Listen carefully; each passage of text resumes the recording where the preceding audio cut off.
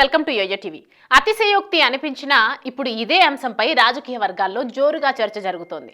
Assembly, parliament ఎన్నికల్లో వరుసగా ఎదురు దెబ్బలు తగిలిన బీఆర్ఎస్ కు రాజకీయం చేసేందుకు ఛాన్స్ లభిస్తున్నా కేసీఆర్ మాత్రం గ్రౌండ్ లోకి దిగకపోవడం సొంత పార్టీలోనే అసంతృప్తి వ్యక్తమవుతోంది.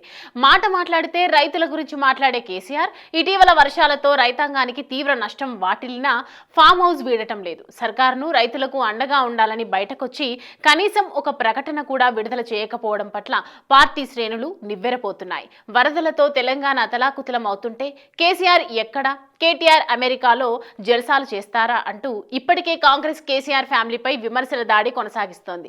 కానీ బీఆర్ఎస్ నుంచి ఆశించిన మేర ప్రతిఘటన లేకపోవడంతో ఆ పార్టీని డిఫెన్స్ లో పడేస్తోంది. ఇన్నాళ్లు కేసీఆర్ మౌనం వ్యూహాత్మకం అనుకున్నా ఇప్పుడు అదే సైలెన్స్ కొనసాగించడం ఏంటని పార్టీలోనే చర్చ జరుగుతోంది.